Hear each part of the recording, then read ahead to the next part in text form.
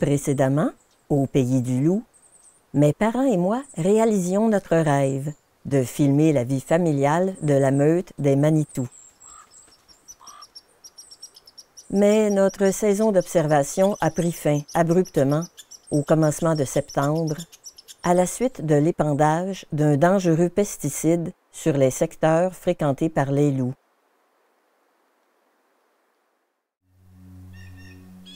Une année s'est écoulée. La faune est plus abondante que jamais autour du camp de base. Notre nouvelle mascotte, un vison d'Amérique, que nous avons appelé Tico.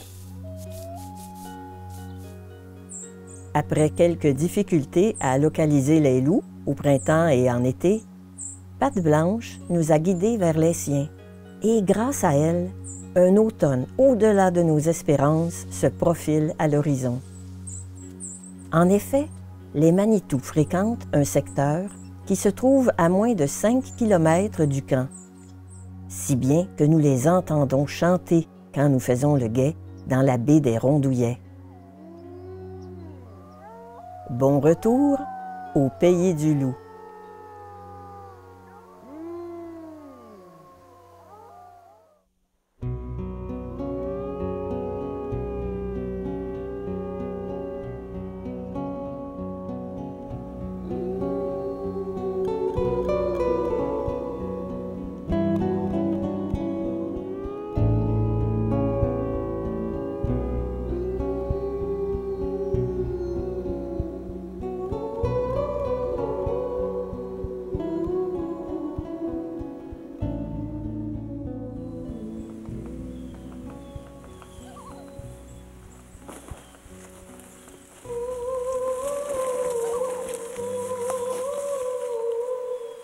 Et pas peur, c'est moi.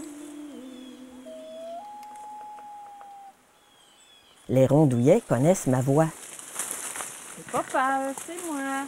Ils savent précisément à quelle heure j'ai l'habitude de leur apporter des branches.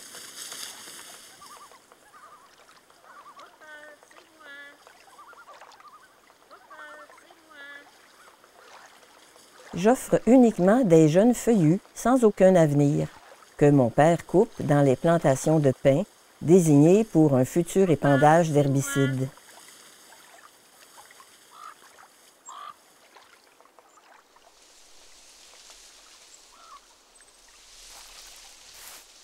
Notre contribution est la bienvenue en cette période de l'année où les castors se hâtent d'amasser assez de provisions près de leur hutte pour tenir durant l'hiver. Un fort sentiment d'appartenance m'envahit en les voyant s'approcher, heureux et confiants.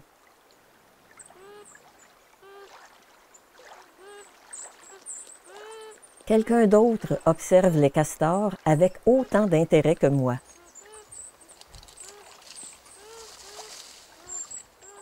Mon ami Tico, un vison d'Amérique.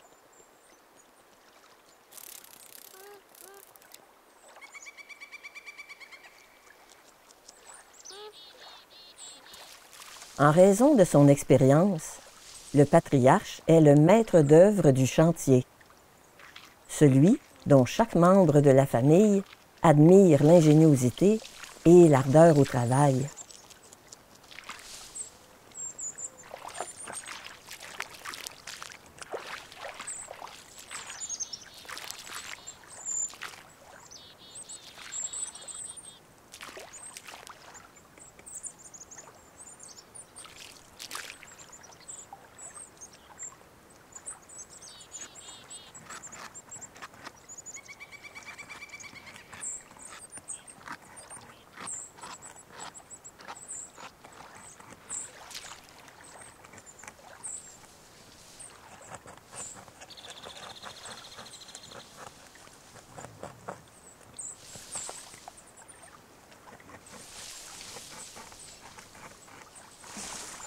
La famille s'est considérablement agrandie en un an.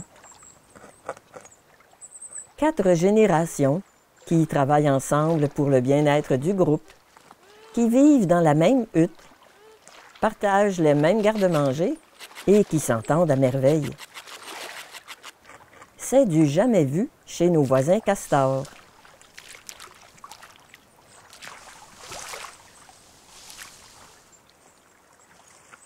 Monique, Rénald et moi passons beaucoup de temps avec eux pour documenter leur vie de tous les jours.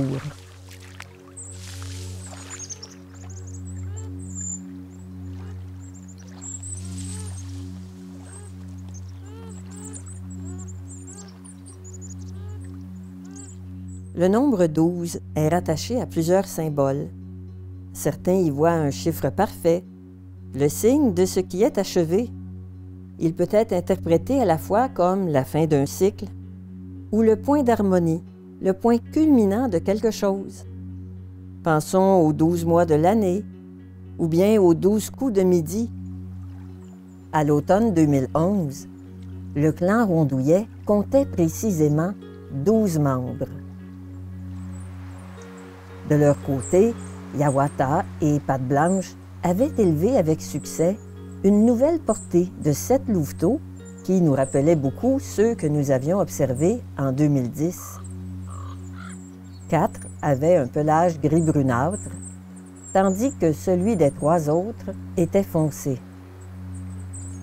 3 louveteaux que nous avions connus en 2010 étaient devenus de magnifiques subadultes, dont Robin, maintenant âgé d'1 an et demi.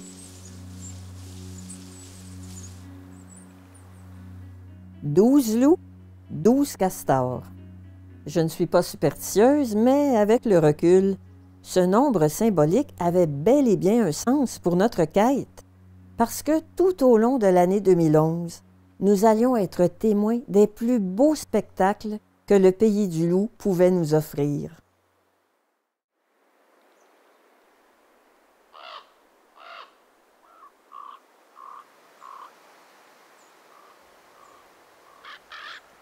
Est-ce le vent qui rend Patte Blanche et Hiawatha si nerveux? C'est plutôt à cause de la carcasse d'une proie qui réunit la meute dans ce secteur depuis quelques jours.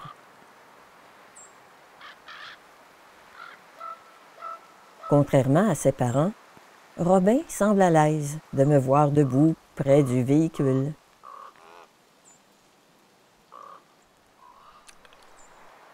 Sa sœur Mindy, elle aussi issue de la portée de 2010, se montre prudente, comme l'an dernier. Elle boite un peu, mais sa blessure n'est pas grave.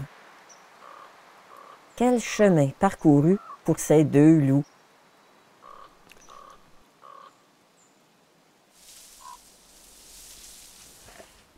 Mindy aime s'occuper des plus jeunes.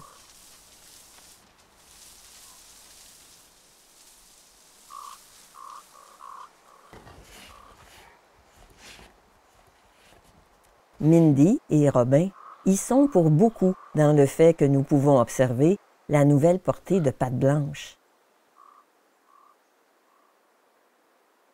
Certains des 7 louveteaux se démarquent des autres.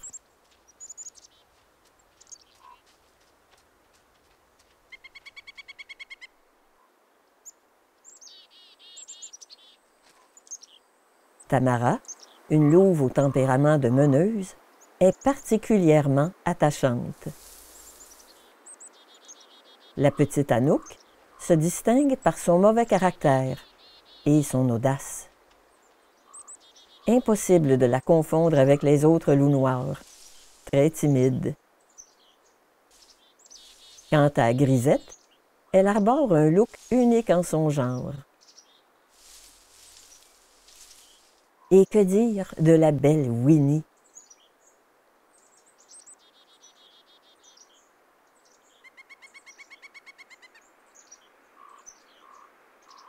En plus de pouvoir compter sur Mindy, Robin, Patte Blanche et Hiawatha pour observer les comportements des loups, un facteur important favorisait notre quête cet automne-là.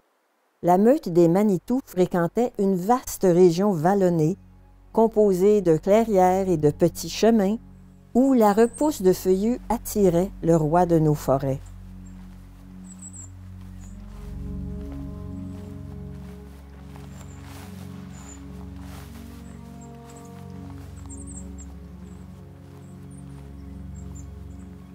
Des kilomètres et des kilomètres que nous explorions à pied ou en camionnette dans le but de filmer la grande faune. Peu d'endroits étaient aussi propices à l'observation que la vallée des Orignaux. Par moments, on avait l'impression d'être en Gaspésie, mais encore mieux avec la présence des loups. Nous n'avions qu'à suivre la meute à l'aide de ses traces fraîches, ses marquages et ses hurlements que nous entendions même quand nous étions au camp. On a vite compris que ce territoire, facile d'accès, servait d'école aux louveteaux et que notre ami Robin ne demandait pas mieux que de leur montrer tout ce qu'il avait appris.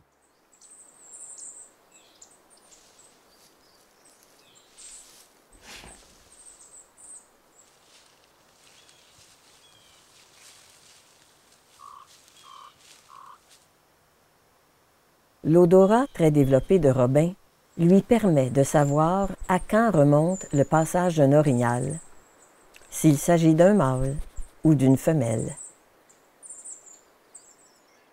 La vulnérabilité d'un animal blessé, malade ou affaibli, est habituellement trahie par son odeur.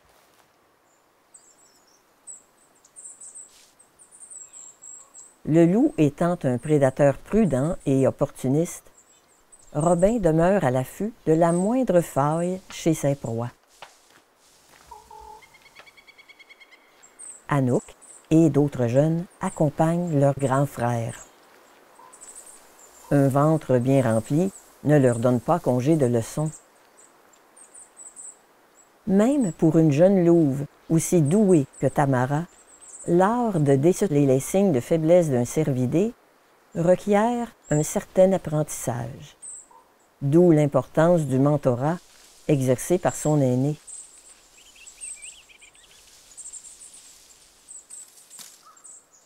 Pour l'orignal, l'interprétation des intentions de son prédateur dicte le bon comportement à adopter.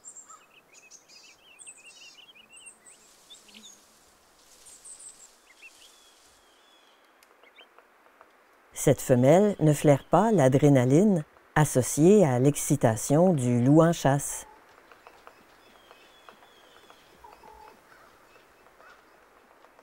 Les manitous ne sont pas affamés, et elle le sent. Elle surveille néanmoins ses arrières.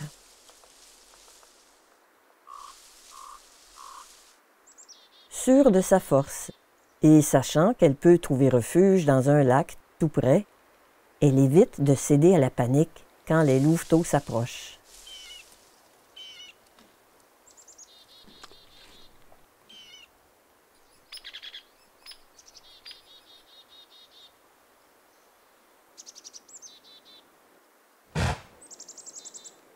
Le puissant éternuement de l'orignal intimide Tamara.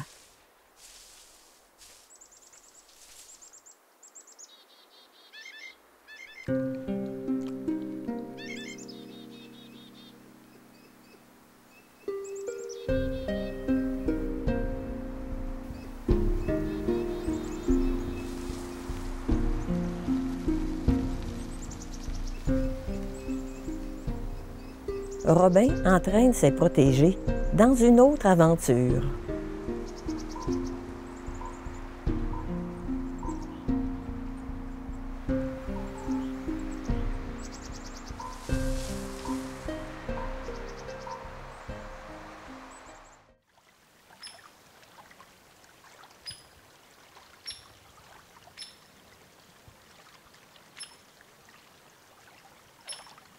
Leçon de chasse à l'affût avec Maître Robin.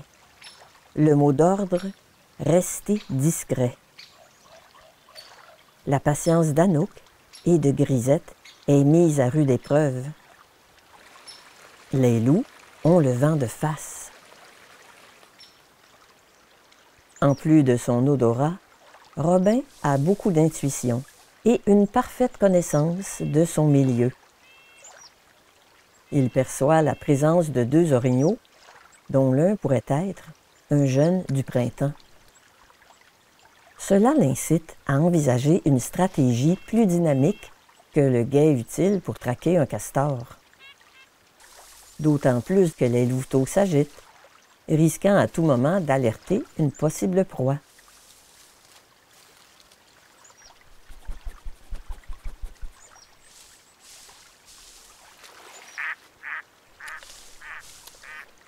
La prudence du guide laisse croire que les cervidés sont tout près.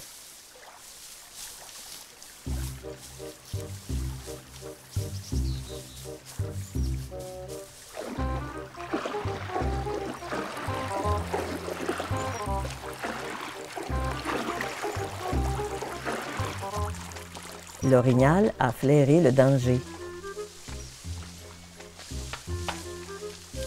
Surprendre une mère exige du loup encore plus d'astuces. Le nombre d'essais ratés serait de 9 sur 10.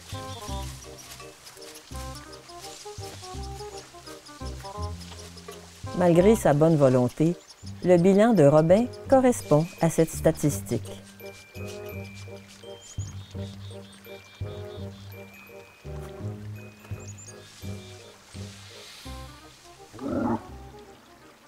Les cris d'alarme de l'orignal résonnent comme une mise en garde. Anouk la Noire et Grisette attendent la décision de leur grand frère.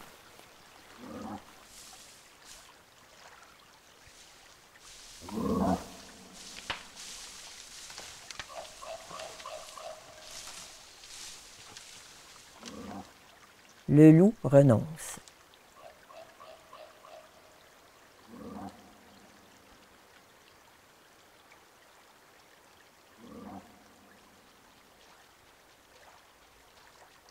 Des observations comme celle-là démontrent la sagesse du prédateur et de sa proie, dont les relations sont basées sur une certaine forme de compréhension mutuelle. Pour mesurer l'importance de cette réalité du monde sauvage, on ne pouvait espérer mieux que de partager le quotidien des Manitous. J'ai dit précédemment que la famille de Patte Blanche et de Hiawatha comptait 12 loups. Mindy, Robin et les 7 louveteaux de la nouvelle portée. Je vais vous dévoiler l'identité du 3e subadulte toujours présent. Évidemment, nous aurions aimé que ce soit Kitchi, Gamini ou Gamina, mais le destin en avait décidé autrement. En fait, il s'agissait du grand roux. À 1 an et demi, ce loup paraissait déjà aussi robuste que son père. On ne le voyait pas souvent, en raison de sa méfiance. Patte Blanche et Hiawatha étaient en couple depuis 3 ans, et sous leur règne, la meute des Manitous atteignait son apogée cet automne-là. Comme nos destinées étaient liées, notre quête arrivait par le fait même à son paroxysme. Le couple avait fait sa marque sur ce territoire. Et nous espérions y laisser la nôtre, pour que soit protégé le pays du loup et toutes les formes de vie qui en dépendent.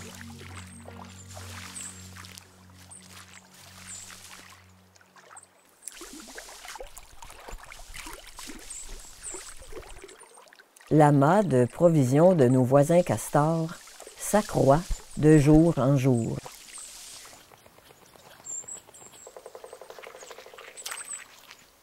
La bonne humeur règne.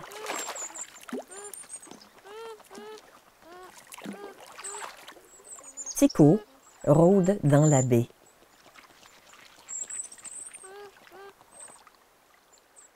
Mais aujourd'hui, il ne s'attarde pas. Il s'éloigne un peu de la rive, à la recherche de petits rongeurs friands de lichens arboricoles.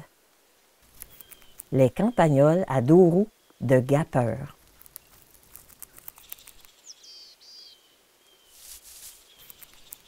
Leur nombre élevé fait d'eux un maillon important de la chaîne alimentaire.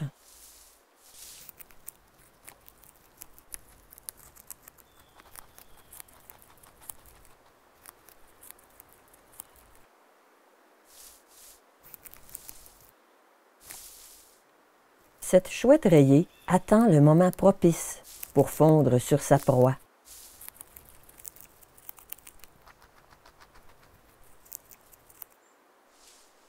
Tico préfère les débusquer.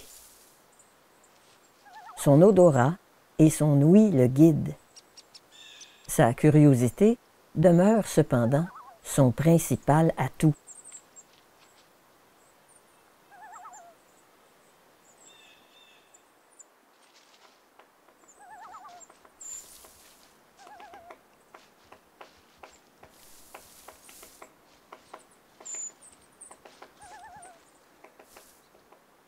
Une autre qualité du prédateur, sa concentration. En aucun cas, il ne doit se laisser distraire.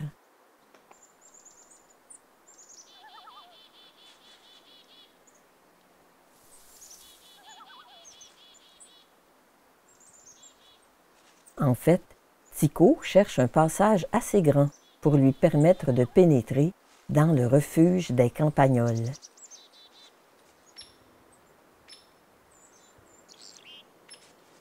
Il espère peut-être que les rongeurs paniquent et fuient la sécurité de leur tunnel.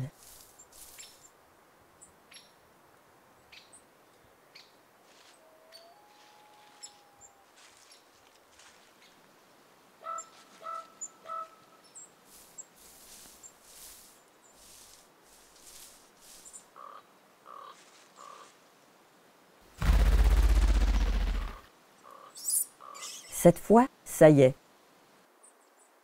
Pendant que Tico dévore le campagnol, à l'abri des regards, d'autres personnages s'invitent dans les parages.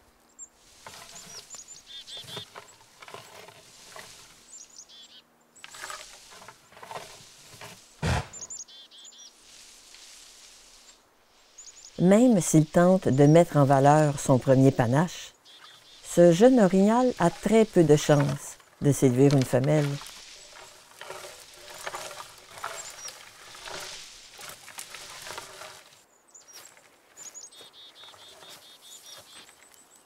Encore cette année, plusieurs orignaux fréquentent les alentours de la baie des Rondouillets.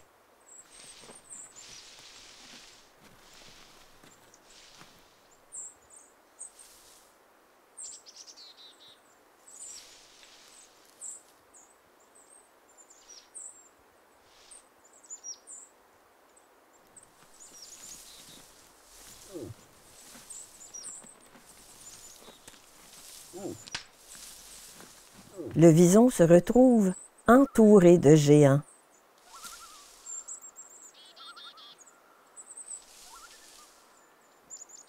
L'occasion rêvée pour fureter et en apprendre plus sur ses voisins inoffensifs.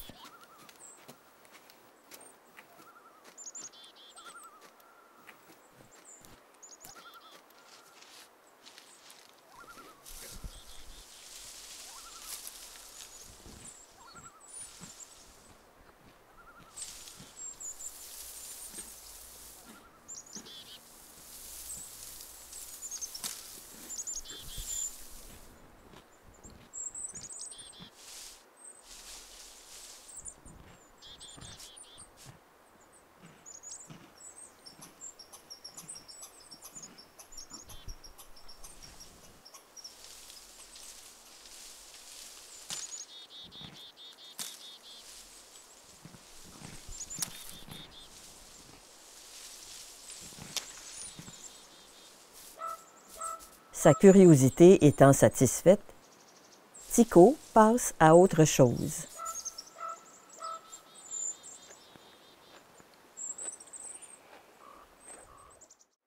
Avec une telle abondance de faune dans les parages du camp et les loups faciles à repérer dans la vallée des Orignaux, nos moments de repos se faisaient rares. Si la météo était assez clémente et que nous pouvions habiter notre camp et circuler à notre guise sur les chemins forestiers, nous resterions au pays du loup jusqu'aux neiges. En fait, nous n'avions aucune limite de temps et on éprouvait le profond désir de profiter de chaque journée comme si c'était la dernière.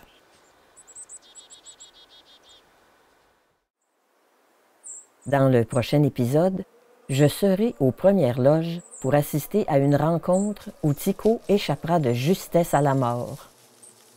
Ma relation avec les Rondouillets franchira une étape importante.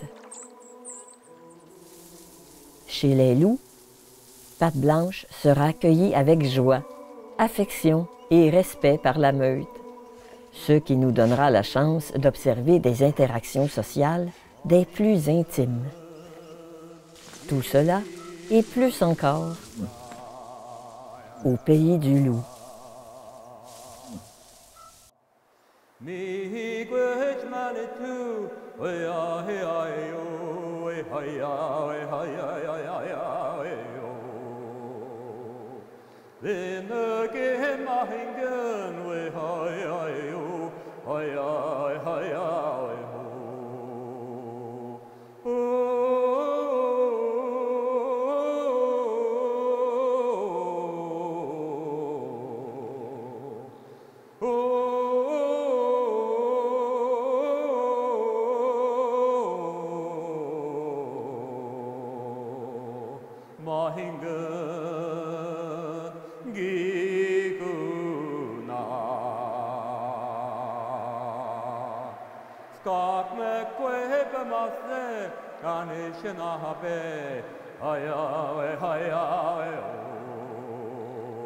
Mahingen with China.